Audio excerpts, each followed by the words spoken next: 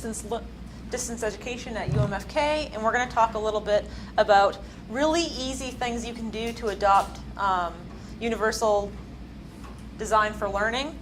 One of the things that we really wanted to do was to take stuff that's very, very common for you to utilize in your courses right now and give you just some quick tips that you can employ, because when we talk about accessibility, it can seem really huge because there's a lot of things that can be made accessible, but not all of us do all of those kinds of things with our content or utilize that kind of content. So we just wanted to keep it down to kind of the most simple things that a lot of people are using, and just some tips to try to make your life easier and also to try to make your course building a little bit quicker, things that you can just tweak every now and then when you have some extra time. So that's what we're going to focus on today. And the way that we designed it, no slideshow today, what we're going to be doing is looking at some of these tricks and giving you some time to try them out as well and to ask questions as well while we're here. And if you're viewing this after the fact and you have any questions, just feel free to go ahead and give us a call, or even if you run into something and you're here, you can go ahead and give us a call too. Because we probably won't touch upon every topic you need. Again, this is a general overview, but between the two of us, we can definitely find answers to pretty much any question you throw at us.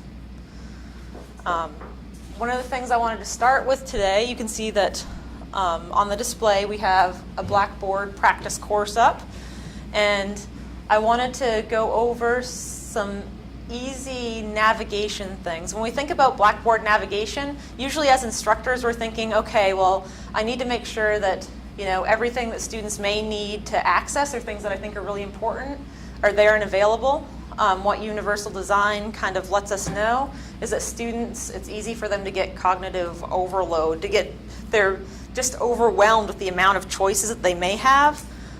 So the rule of thumb that we usually utilize is trying to have in the navigation menu, and that's this menu that's right here, trying to have, and don't panic when I say this now, trying to have 10 or fewer options for students. And again, the reason for that is because we want students to spend all their brain power on actually absorbing the content and doing something with the content, and with their performance assessments, we don't want them to spend their brain power and trying to find where things are at. And there's some easy things that we can do to trim down, the amount of navigation menu items that we have. And you can see here that I am not practicing very good design with this workshop course, right? Because look at how many tabs that I have. Let's see, there's 1, 2. So there's like 14 there. But I know that I can consolidate some of these in different areas that are still easy for students to find. And one of the ways that I can do that is taking things like right here I have some things that I feel like these are important for my program, right? And I borrowed these from UMPI's education department. These are publicly available on their website, so I know it's okay to utilize some of the content. The program level goals and guidelines and frameworks that we have, those are really important for students. They don't necessarily have to have their own tab. These aren't going to be places that they go to every day. And you should reserve your tabs for things that students will actually have to do on a day-to-day basis to be successful in your class.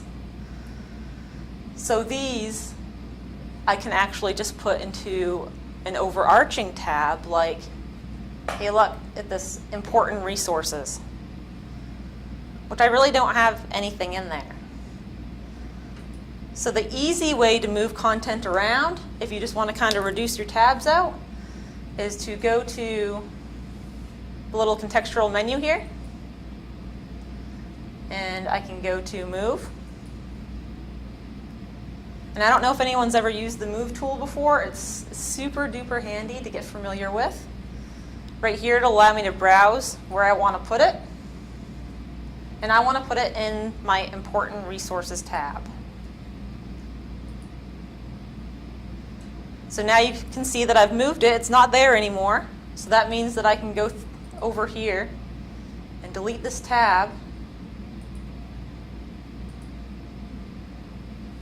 And look, I just reduced one tab, so woohoo. And in our Important Resources, now we have that content right there for students to find. And that's just an easy, really fluid way to kind of condense stuff down. And in the beginning of the class, if you have a fully online class or a class that just utilizes Blackboard for your live class, when you go through the kind of how to navigate your Blackboard, just say, listen, when you have to reference your program outcomes, just go to the Important Resources tab, or whatever your probably more inventive, creative name will be. Any questions about that little tip before we move on? True confessions. Is it true confession time? Yes, yes, I love a confession. I thought the navigation bar was fixed by the template.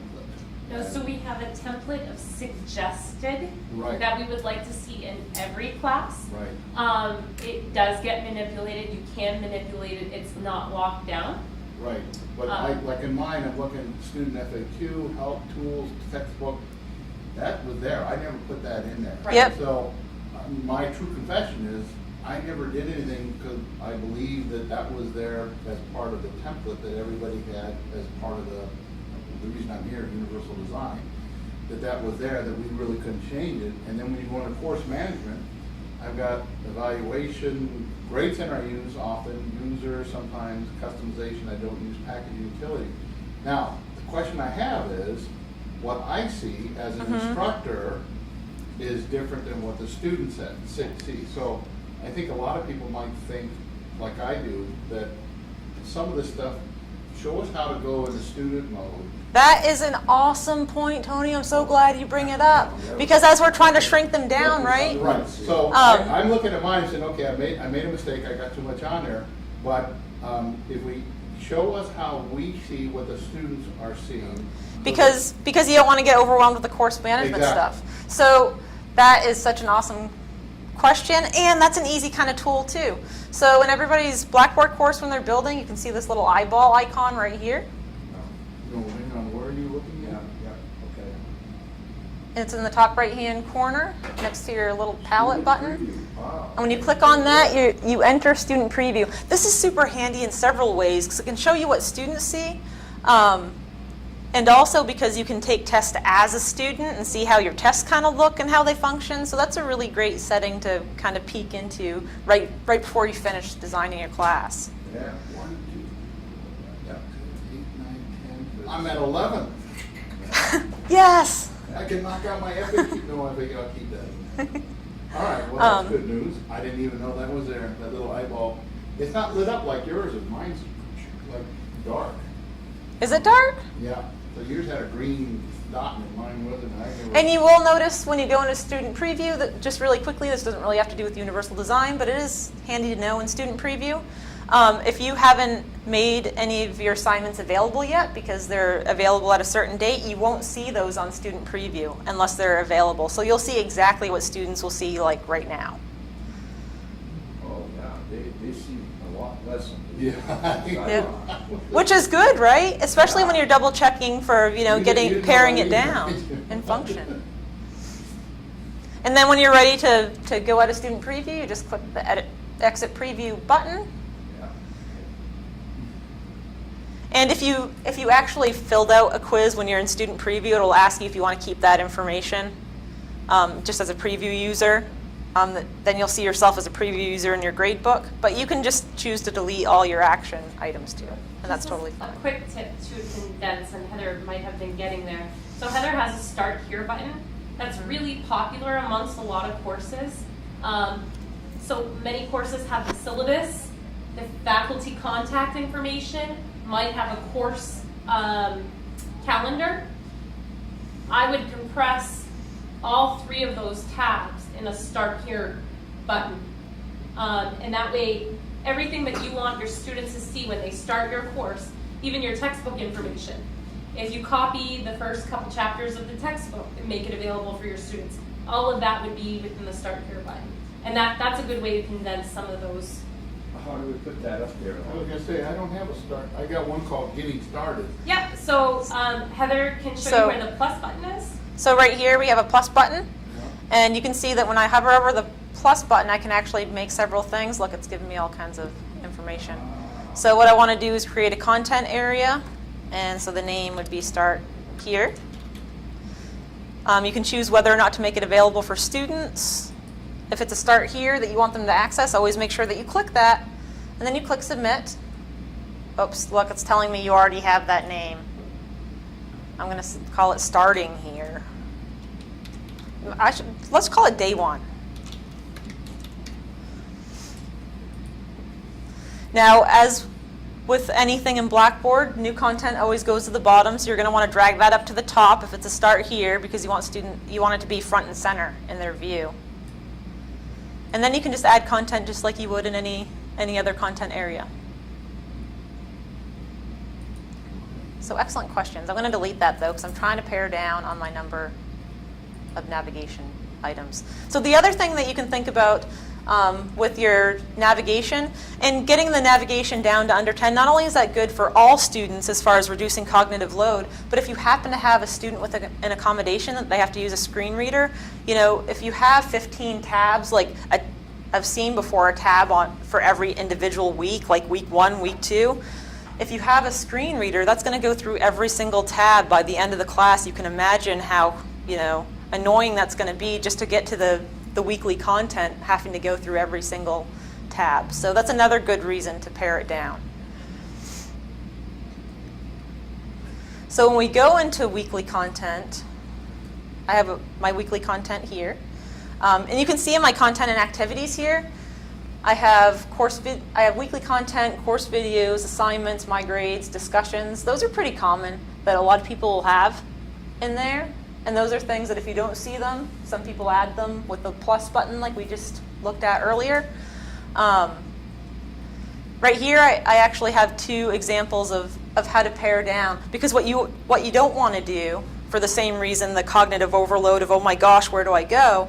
You don't want to have all of your semester's content just kind of all in a row stacked in your content area, because midway through the class, there's going to be so much there that the students will have scroll fest. They'll be trying to look for things. They won't be able to find things, and your inbox will be inundated with students saying, where do I get to the discussion board? Where do I get to the content for week 5?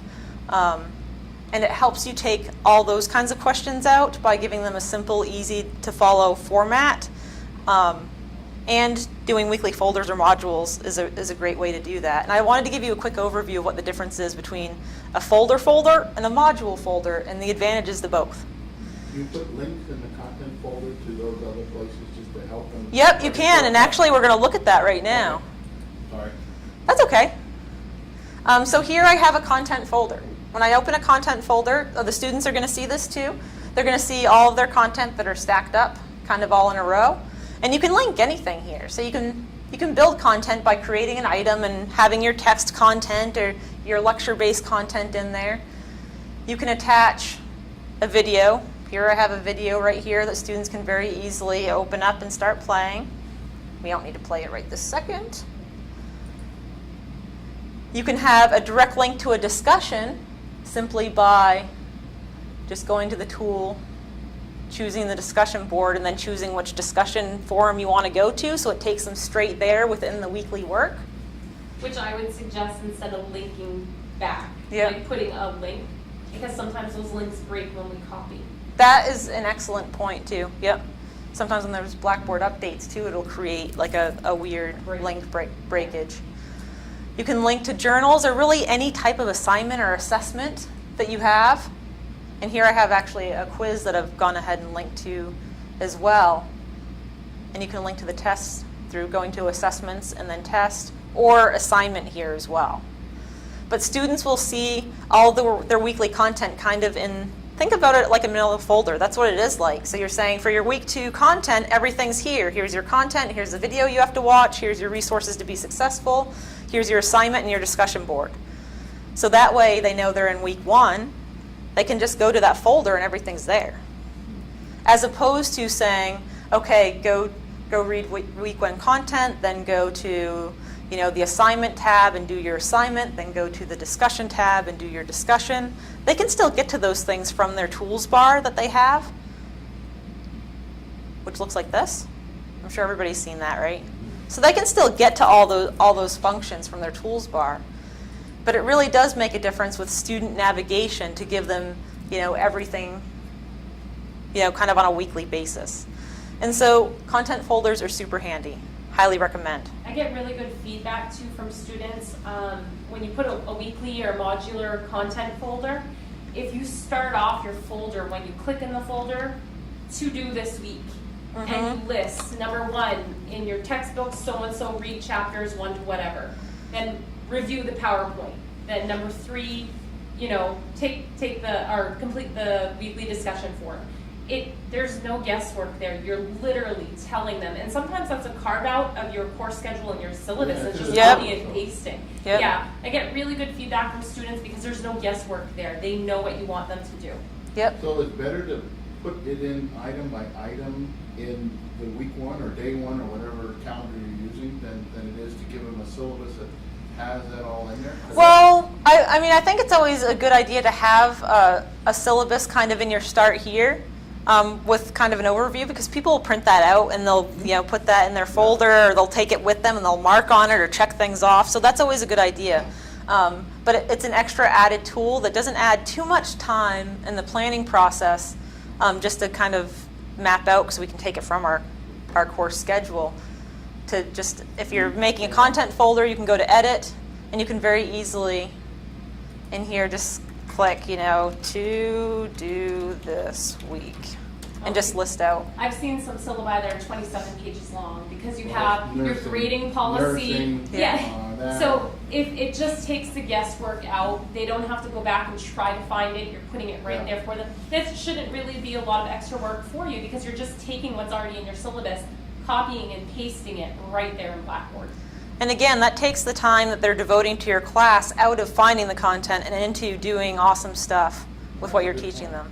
Okay, something that came up on the link, and maybe this is off topic, but is there a program that can run through all the links in our class, course in Blackboard, that will check all the links and tell us which ones are broken? There used to be, Yes, and I don't it's know not there anymore. if the new version, when we went to cloud-based, has that functionality. Well, I can't find it if it's there, because I looked, because my work studies take a couple of days before the semester begins. It used to be in our course management, Heather, way back when, and we did Mhm, lose I remember. functionality of it at some point, even before we went to the cloud-based. Yeah, when we transitioned over, We used to be able to there were a do lot it, of but I things that were haven't been able broken to do it anyway. for the last year, I think. Yeah, oh, it's been a while, it's Yeah. been longer than that, but we can double check on that. Yeah. Well, You just can some- bring that up in BB Core. Right, Yeah. it's just something that would save me time in prepping for my classes Oh, beginning of the for sure. semester.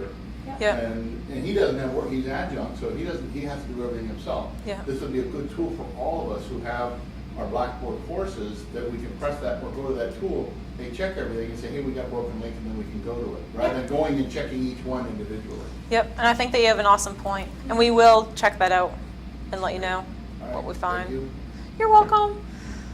So we just took a look at the content folder. So, just Oh, to, sorry. for my slow brain here, so you do, let's say, weekly content, Yeah. that's a content folder. Yep, so the one that looks just like a manila folder, oops, Yeah. is a content folder. And you go to build content, Right, and then content folder right here. and then for each week, you have a content folder there as well, right?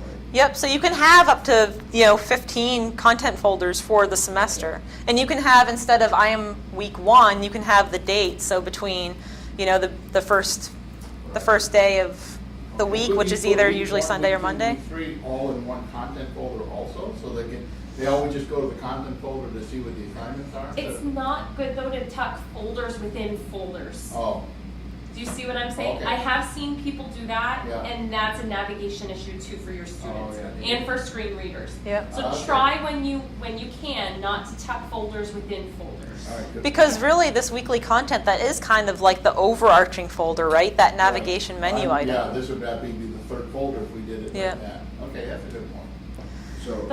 So if I get you right here, Lonnie, once you hit the weekly folder, then you'd have week 1, 2, 3. No, Oh. right now, she only has one example. So right now where it says I am weekly content folder, pretend that one would say week 1, module 1 and the dates. Okay. Then underneath that folder would be another folder, week 2, module 2 and the dates. Like See how so. she's adding it? So your folders Yep. would be under each other, not within each other. Right, that's the question I had asked, Yeah. and that's what she Yep. said. Okay, no, that's easy. The best rule of thumb that they taught us when it comes to keeping things simple and easy to navigate for your students is you want to get to point A to point B with the least amount of clicks. And if you're Yeah. just adding a click from a folder into a folder, that's one extra Yeah. click away. Okay. And the least amount of clicks you can, the better for them. And that adds human error, or it allows for human error to come in too, because some things will make like a lot of sense to us as content experts, right, on what the organization is. But if students that are still novices in understanding the content, they might not necessarily understand that hierarchy structure. So it's just, again, trying to make it as simple as possible for them. So now we're going to look at a weekly module. And you can see that the icon looks a little bit different. It looks a little bit like a blue folder with tabs. And that is really a great way to remember that a module is different than a folder, and that it gives you a table of contents. So when I open that, it kind of looks like the folder, right? We see all the pages here that we have, and here I have an assignment, and I have a video content, and I have a test. But I can see that I have a table of contents here. And when I go into the student preview mode, we're thinking. I mean, that happens to you too? I know. So going back into that module, now we're seeing what the students are actually going to see. And so I can see that I have a rich table of contents here, which again, that's really great if you're going to have a lot of content that students might need to go back and review. Because once we get 10 pages, maybe 12 pages of content, if it's a really heavy-duty week, that allows students to go back and review, oh, I need to review this chapter content that, maybe 3 or 4 line item down. And students can navigate that. Okay, Tell me what. Okay, so how do we build content within the module? So, excellent question. Let me go ahead and exit the student preview here. It always kicks me back to the main page. So I'm going into the weekly module, and Can very you go similar. One step before that and show him how to add a module. Oh, yes. Okay. So when we're building content, remember how we went to content folder for our folder? Yeah. We're going to go to learning module. And then it's going to make me give it a name, so I'm going to call this week 2. And you can add any of your, hey, this week check out these resources, make sure you do this checklist of items. And then click submit. And so there's my week 2 right there. And again, you can move that wherever you need to. And then when you're... Go back to the creating a module. Yeah. Okay. The module page under new page, the second one down, what is that? Module page is something a little bit different. Okay. So let's connect you and I after that. But I just saw it there, and I was thinking that's Yep. where I would have gone when we were talking about module, and when you went all the way down to learning module, I said, wait a minute, I've never been down that far. Yeah, the module page itself will give us a page with prompts to build in, different pre-built content type Yeah, modules. I've Yep. used it, but Yep. I don't know what the difference is between the two. So yeah, the learning module is what we want. That's what's going to give us that folder packet with the table of contents. Okay. So now, go back to that, please, Heather, where you just were there. I noticed that you have, for example, in the third section down, YouTube video. You can actually click on the YouTube You can. channel You Yep. can link that. and then ask for a particular Yep, Search and then- any YouTube video. Then you can and link it. search. And the nice thing is it puts a beautiful thumbnail that they can preview the video in. It doesn't necessarily have to link them out to the YouTube website. Right. And it gives them, how many minutes it is. It gives them all that little information in the thumbnail they might need. No copyright problem either. Oops, The look, only I'm going to have a problem is typo there. These links break a lot. Yes. Anytime The YouTube, something becomes unavailable on Yep. YouTube, yes, it can break. That's where I Yeah. spend a lot of time. Yeah. Okay, so what So, I've been doing is, then you'd select. I've been finding the YouTube, my textbook has connections to certain videos that help It looks each like this. lesson. Yeah, So I go right to that program and copy that link. but yeah, Would I people do- would I people do put it this? either way. This is kind of like a mashup tool, and Heather can show you Mhm. another way to add these little videos. If So she let's puts go, them up. yeah, let's put some content into this weekly module with the other tool. So now we're back in the instructor view of the module. We can easily check that because we don't have the yellow bar up top, and plus our pages now aren't interactive and clickable. So if I want to, I can build content just like I would with the folder, and I can actually go to, you know, YouTube video right here or Kaltura Media, and those are both mashup tools as well. Again, same process of searching for your video, or let me go back a step.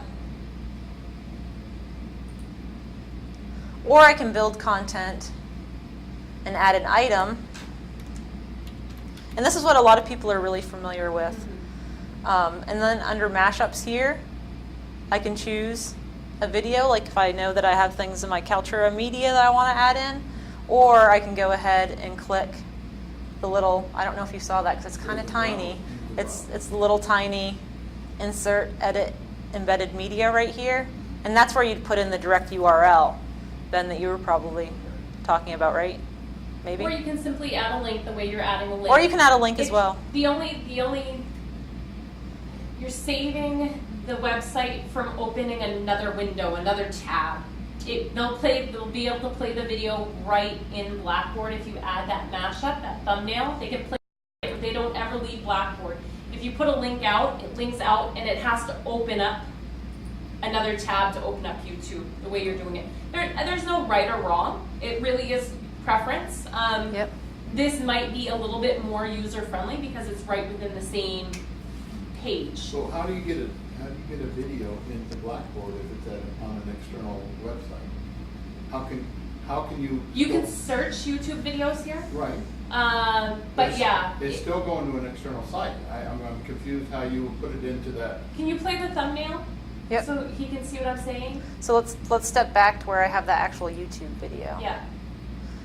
So here we are in the weekly content folder. So it's actually embedded in there. Instead of being linked, it's embedded. Okay. So the link will be what bounces you out. Right. But we've created it so that the player's actually embedded. It's going to play. You So never that when leave you open Blackboard. it. Doesn't open a new tab. But you can do that with external, taking a link and now making it embedded. Yep, and how you do that is when you're in the add an item, and then you add the URL. So again, let's just step into that. So you have to physically put in the whole URL in there, and then it will put it in the Blackboard inventory. Then it will embed it in there. Yep. Okay, Yep. that's good to know. I just left it open and did the link only because it was easy. And I didn't know until Lonnie said that that's an extra click away. Well, I've seen people link out too. Yeah. And if it's a Flash-based video or something and Flash isn't enabled, it won't open the video in the other tab. Right. Whereas Blackboard has that code embedded. That, and sometimes they go to click out of the video if it opens a new tab and they accidentally close out all of Blackboard. We've done that to ourselves, right? Yeah. You close your whole page. So it's more user-friendly. Okay, good point. And again, when you click that little insert edit embedded media, I mean that's the key right there. It's embedded, so that's how you know you'll get the player in. And then you can put the URL from the external source in there. Yeah, and you see click it's insert. automatically Flash enabling it. You see Yeah. by the type right there. Whereas if they're on their own device and they don't already have Flash associated with their web browser and it opens a new tab, it might not play automatically. They Yeah. might have to go and enable the Flash. So it's just more user-friendly that way. But those are good questions. So does anybody have any questions about those kind of easy ways for the navigation, to get the navigation kind of how we arrange our content so the students can more easily access it? Does that kind of make sense? Okay. All right, so the next thing I want to do is I want to talk about text content, because a lot of us create text content. I mean, that's one of the ways that we communicate most easily with students. We have lectures and we also have text content that we share with them. And there are really easy ways that you can make it the most accessible possible when you're creating it, or even double check stuff that you already have on hand. So I created a Word document here because I know that we all, even if we use a Mac, we all have access to Word, even the Word version on Mac. So I'm going to open up. I just put this together this morning, and this is titled Poorly Designed Document. Yeah. And we're going to walk through why it's poorly I designed. thought you took it off my website, but thank you. So does anybody want to take a stab at what things that are in this that might be poorly designed? Any guesses right off the top of your head? You have multiple type fonts in there, the design Yep. at the top, and different font sizes. Looks like you've got a 15 and a the smaller one down there. Yep. Yeah. So The the, bars. Yeah, the color, yeah, That it's really hard to doesn't, read. it clashes too much. so you bring up like really awesome things that we can pick out, and some of the things that we're going to talk about, people utilize these as like strategies to engage people. So I don't want to say everything's bad. Let's just do things that we do wisely. To make a document the most accessible possible, it's really great to use headings because, again, it helps if somebody's using a screen reader to be able to jump through headings. So if you have a 10-page document or even a 3-page document, right? If your headings are set to headings, they can actually skip down through the headings so they don't have to reread content when they're going back over it. And it also allows you and your students ease if you actually want to insert something like a table of contents, which is a little bit more advanced, but you can talk to me if you're like, hey, how do I insert a table of contents to have the heading set? Right here, this kind of looks like a heading, right? Because it's bigger, it's bold, it's fancy. First thing I'm going to say, though, about fancy text is it's okay to have a different heading text, but don't make it all curvy because it's hard for people to read, and it's more than just people that have screen reader issues. You know, there's a huge amount of people that have other visual processing disorders that they get by, and they have all kinds of strategies, but text that's really curvy is hard for a lot of people to read. So we can just avoid those altogether. The easiest fonts to read are called sans serif, and I don't know if you've heard that term before, but a serif is a little foot. Look, I want to draw on the whiteboard. The serif is a little foot in the bottom of text that looks kind of like, let's find one in here. I bet we have one.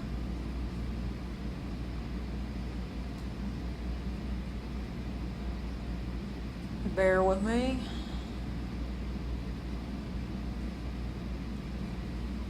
This one this one has a serif. See the little feet that are down there? Yeah. Those actually make it hard for people that have things like dyslexia and other processing disorders to be able to identify the differences in the letters. The most accessible fonts are the sans serif, and there's several available. Those are just without the feet. Arial is a really popular one, and so is Calibri, which is usually the go-to. And here's Arial. And any workshop I've been for courses on, they've always suggested Arial. And I mean, that's just a super easy thing you can do to make your document more accessible, is to just use a sans serif font. And so now this kind of looks like a heading, right? This looks like an acceptable heading. Does it? Not really. What do you think is still wrong with it, Tony? Well, and I'm not trying to point fingers, but when I do headings, I do more formal, so that there's like a number 1 or an A or something like, so they know that there's number 1, this is number 2, this is number 3, so I'm guiding them through what I want them, and they can find it easily. So if they're looking, where do I upload, or how do I do the assignment, they're under the different headings. So I use headings kind of as a map. Yep. Guiding them through. So this is just more of a statement. And that is an excellent point, but there's also a technical definition of heading, and that's how things are like tagged in the document, like in the background of the document running. So right now, if I were to highlight this, I can see that I'm on, it's just a regular style right now. It's in fact not a heading. And if I was using the headings within Word itself, I can see that I actually, They have all the different ones up there. Yep. And you can actually open that to see even more. You can even have up to like heading 7. So this is the formatting that are automatically in Word are actually a really great way to design as you're going through your document to set your headings in different ways. And you'll see that it changes your font sometimes to select certain heading types. If you're like, that is not the font I wanted. I want my font to be 36-point font. Which, by the way, I don't know if anybody knew this. This is a fun fact. If you're designing your slideshow to show to students, 18-point font is the most accessible. So I know that sounds like, oh my gosh, how am I going to fit all my text in the slide? And I have a simple answer to that, and that is make less font on your slide. Just make less text. keep it kind of bullet pointed and just succinct, because you're going to be giving a lecture anyway, and you're going to be, talking and elaborating on your topics. So here I'm going to actually make my heading 20 point, and if I actually want to change my heading, I can just update. And then every time I choose that particular heading, it'll have my font that I actually want. But I wanted it Arial, didn't I? Because that's the most accessible one.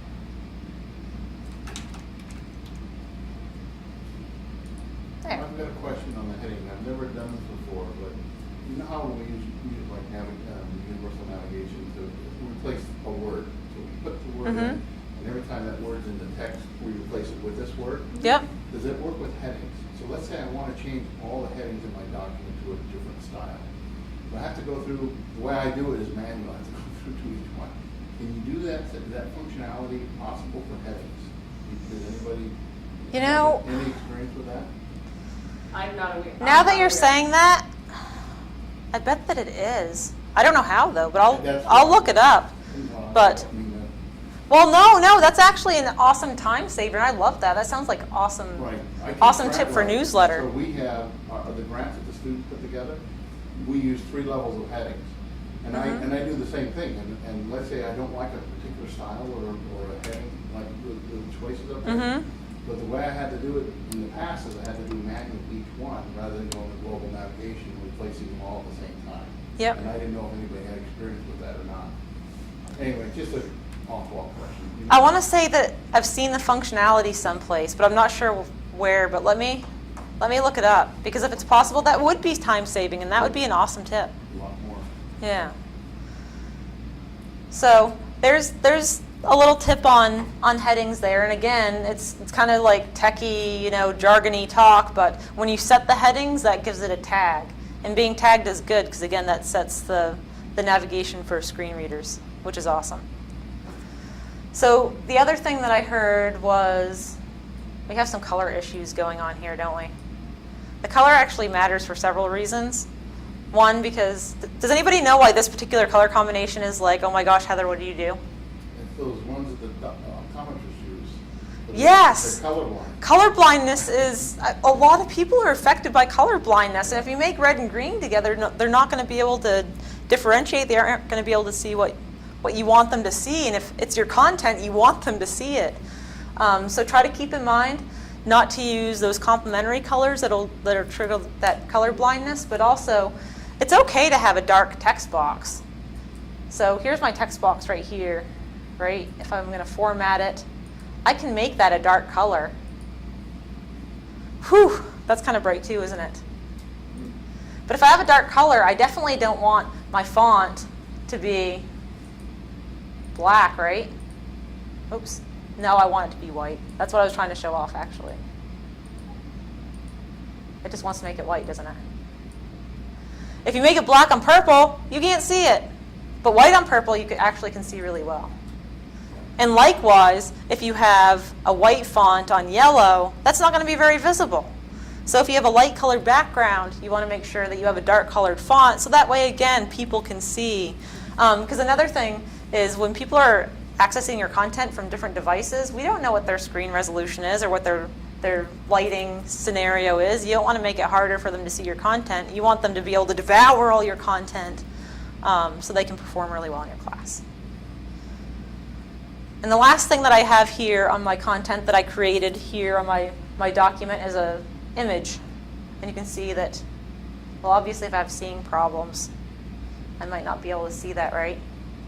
So we always want to make sure that we don't allow, content to not kind of go tagged with some information, just in case people have vision problems. And how you do that in a document is you can open that image menu with the right-hand click. You can go to Format Picture. Has anybody ever gone to the kind of formatting menu on the side there? I know a lot of people that work with data or use graphs and stuff will end up using this menu. But we have that little up-down arrow icon right there. And that's where you open your alt text menu. So my description is picture frame,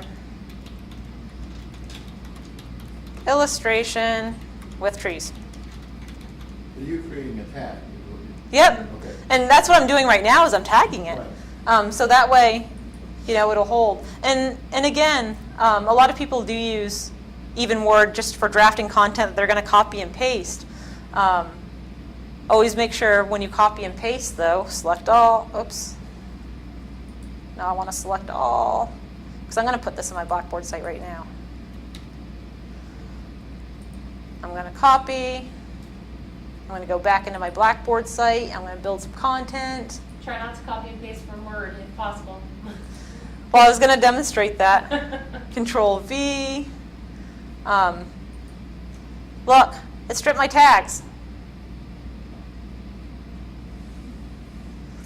So that means I'm going to have to go back in, highlight my heading, set it as a heading. So you always have to kind of be cautious about that too, or willing to double check your work when you're doing the copy and paste because it will strip your tags out for sure. So I'm going to, since we're just talking about alt text, I'm going to hand over the mic to Lonnie for a sec because she's actually going to show us some tricks with, and alt text is jargony talk for alternative text or that text tag on images. So I'm just going to show you two different ways that I encounter students see images and making sure that you are using that alt text option. So if they are using a screen reader, they know what image is there on the screen. And I encourage you, people use so much alt text and we miss it nowadays because it's in everything. Next time you're on a website like Yahoo or Bing or Daily, hover over an image. You're going to notice that you have some alt text there. So it is important. People, even if they don't have a disability, might have some issues seeing clearly. So there are a couple different ways. So if you build content and want to put an image in, we see that very commonly. So I'm just going to, before I give it a name, I'm going to browse this computer and find some, there's just some sample pictures here. So let me open this. Let's do the tulips, because they're my favorite. And they're easier to spell. Yes, like for sample, right? I would have struggled with that. So, okay, I'm putting tulips as the name of the image, which a screen reader will read. But then you have this little alt text option there. So I want to be more specific, okay, with the alt text. So yellow tulips. You might put a little bit more descriptive imagery when you put your alt text or when you put a longer description in. And you hit submit, and you'll now see when I have my picture there, which put it It's in huge. huge. If I hover over it, you see now it says yellow tulips. If I wouldn't have put that alt text, the student would have just, when their screen reader read, would have just read tulip really quickly. So if you have a lot going on in your picture, the more descriptive you are with your alt text, the better you're setting the stage for the person who's dealing with the content. The other place I see, and this is really important, the other place, can I utilize this one? Yep. So I'm going to edit her test. A lot of times we have graphs or images. That's assignment. Oh, sorry. Do you have a test? I think my built in test. Yeah, I think my test those in the weekly folder, not the module. Okay, let me go back to weekly content under this one. A lot of times you might have an image Yep, there it that a student needs to look at a graph, they need to look at a chart, they need to look at something to be able to correctly answer the question in a test. The screen reader will read the question, the screen reader will read the answers, but the screen reader won't pick up what that chart is or what that picture is that they're supposed to be looking at and interacting with. So if I come to her test here, and I hit edit test, I'm just gonna I'm building a question, for example. So if I create question, let's say I'm doing a multiple choice question.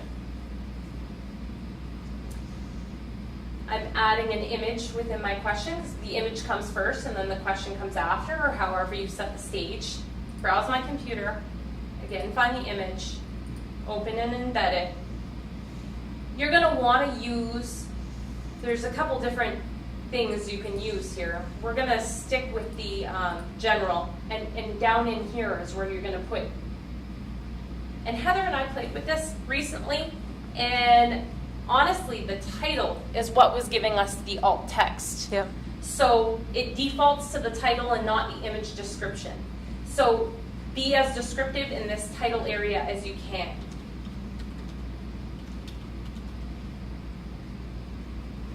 I'm just going to go with the other two ones and hit insert, hit OK. I'm going to hit submit. Let's pretend I have my, oh, it's not going to let me submit, huh, because I don't have questions and answers. I'm just going to say yes. And hit submit. Oh, you know why? Because I have 3. Do I have to put text? It didn't give me an error. But it didn't go either. I think there has to be text in every block. So hit submit. There, now it's going. It Yep. required text in all the boxes. So now when the student is, let's say there's a question and there's the answers.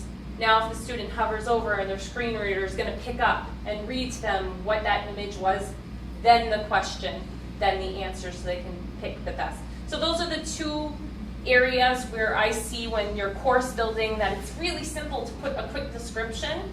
And we're trying to give you quick, tangible ways to build more accessibly, because it's something that you can do quickly as you're building, but if you don't do, and then after the fact you realize you have somebody in your course, can take some time to go through.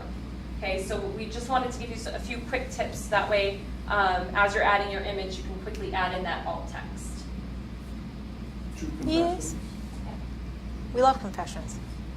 I don't do all the children. I don't know if you do it, but I don't spend time on tagging.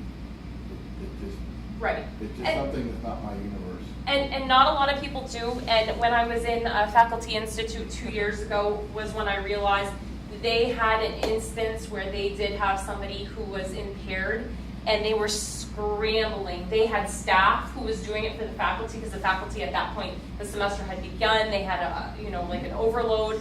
So that campus had dedicated faculty who went in and did it after the fact. But it's just one of those things when you're scratch building, especially, or if you have a work study student who can go back through, scan your class for those images, and quickly just hit the edit button and add in that alt text. It's easier to do it as you're building a new course, or as you're copying over and tweaking content, than it is if your semester has already started and you realize you've got to scramble to get it done for a student who requires it. And Heather is, in a few minutes, I don't know where she has that built in, but going to show you how the screen reader interacts with that and what kind of a difference it makes to the end user. So, yeah. Yep.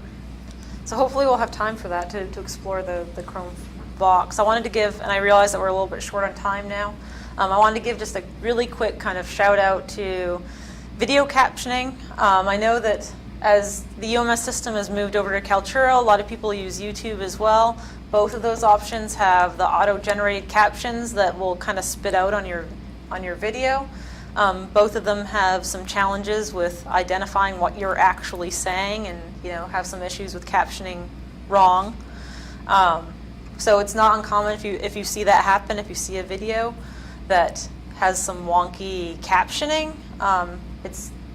They actually have an easy way to do it in Kaltura now that they've kind of newly developed, that I wanted to just kind of touch base on really quick. If you happen to see one of your videos and you're like, whoa, that's not what I'm saying. They made it a little bit easier to go in and catch that. So I'm going to go into right now, where did I have a video?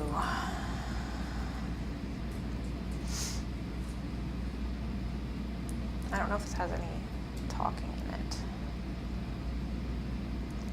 Oh, it does. So there's some captions. This is only a 30-second video. Oh, the volume's not on. But that's okay, we can read But it. that's okay, yeah. Hey, that's okay, because we are captioned. So that's what the captions look like, right, on the player. It's pretty similar to YouTube as well, pretty easy functionality. But say it was misinterpreting, and that's especially in danger of misinterpreting if you have proper nouns, people's names. Once you get into some of the more esoteric kind of information of your discipline, that Kaltura can't recognize. So if I wanted to actually edit this, I could actually go into, as the instructor, as the owner of the video itself. Actually, let's go home.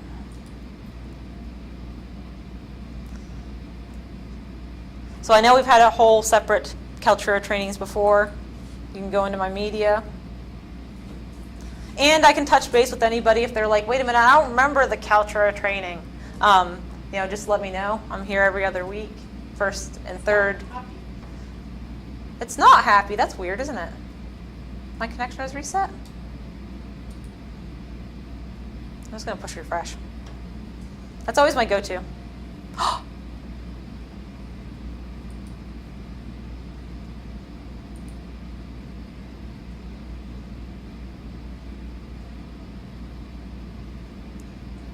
Oh, there we go. I was just going to switch browsers, see if that was the issue. All right. So here I have a video right here.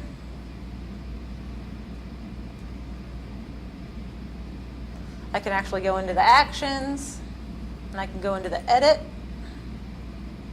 Hey, that is the same video, actually. Look at what it's doing to me. But she would be able to see all of the text and make edits there. Yeah, I just go to the caption tab, and it opens up a window. And within YouTube and Kaltura, not only can you have the closed caption playing while the video is playing, and students can speed up or slow that down. They have that functionality. There's also an area where you can generate a text document. So they can have just the text of what your video said. That is really interesting. So Thanks we for. can download the text of the video. You can download the transcript. Yep. The transcript. Okay. Yeah. And make just the transcript available. So if somebody didn't want to watch the whole video and try to keep up with captioning on the video, they could have their screen reader read, because the video is not important to them at that point, right? If they can't see it, just the text is. You can put everything in a transcript very easily. It will copy it over for you and make it available in Blackboard so they can just review the transcript. I find too, if you had important, let's say that's a lecture, if you had really important information and they had the transcript, it might be easy for them to read and highlight the important information in the transcript rather than try to rewatch the video and retain, the important points. So I use Yeah. some Khan Academy in my finance class, Yep. rather than me explaining debits and credits. Yeah. They do a much better job, and they do the typical graphing and everything else. So you're saying it would be helpful to have that put into the text transcription? It may be, especially if you have somebody Yeah. who's impaired. Yes. Yep. Okay. And even if you don't, if they have processing issues and the Right. video is too much for them because the way they process information, they're more a textual person than a visual person, Right. having the transcript available, being able to read it, highlight those important Yep. points, is going to be easier for them to absorb that information, that content, than trying to review the video and picking out those key points. I've found that's like a huge help for a lot of students actually to be able to have the transcript to highlight and to write margin notes and stuff on what they're thinking as far as a study aid goes. So what I just did actually was I just downloaded it's a tool, I'm in Chrome right now, they have a tool called Chrome Vox. It's not as good as the JAWS screen reader that a lot of students will have access to, but it gives us, the layperson that doesn't have access to that kind of equipment, kind of a good overview of what it sounds like to have a screen reader. And so I have some of these professional dispositions here, and I'm just going to give you a quick kind of rundown on what it sounds like for the actual Vox reader. Oh, we can't though, can we? How do we turn the sound Oh, on? no, you have to turn it on down below. Right Oh. below here. Thank you. Here usually. Yeah, it's up Look, to fir- 24. first time in the new room. Okay, so With 2 items. Professional dispositions, attitudes, and /or actions. and you can see that Item. this actually has some of the headings set, and you can tell because otherwise it would just grab the entire block of text and read it all together. Knowledge, skills, and professional dispositions to become effective educators. Dispositions are the values. Commitments and dispositions will be assessed as follows. 1 falls below expectations. So that's what that's going to sound like. And that's a free tool. That's Yep. an add-on extension of the browser. General conduct. Google has one And if that you you have- can use, that you can download. Attendance / punctuality / professional conduct. List item. So did you hear it made sure to point out that it was a list item. So that way the student kind of knows, even if they can't see, oh wait, it's a list, so that means there's more information below too, right? That's that blip. Yeah. List item. So again, organizing it so that people can get through it really easily. And once it's tagged in Blackboard, once you've created it tagged, like gone through and tagged it with those headings, or bullet pointed it, it's pretty good even about copying over, I've found. It's really the copy and pasting that kind of knocks all your tags out of whack, I've found. So those are simplistic, they're quick, but we wanted to make it tangible. Universal, when people say universal design, it sounds scary. And those are just very simple, easy things that you can do as you're building from scratch or revising content, have a work study student go through. Just that way you're not having to do things after the fact if you do have somebody who's impaired. So. And if you have any questions, if you have some content you're kind of playing around with that you're like, I want to do this with the universal design, am I doing it right? Just zip it over to Lonnie and I, we'll take a look at it, and if there's anything like, hey, you know, the font color could be a little darker on this, we'll let you know. Or if you want to just sit down with us and say, wait, how do I edit my captions again? Or, you know, wait, how do I tag this in Word again? I mean, we're here for you. This is our job security to help you. We love to help you. Come see me, please. Is there chocolate involved in that? Chocolate. There might be chocolate involved. So thank you guys for joining us. Yes, thank you. Thank you. It was very informative. Great. So it wasn't scary, right? No, Open. Check box. You had lunch yet? I haven't. There we go. You gonna go down here to make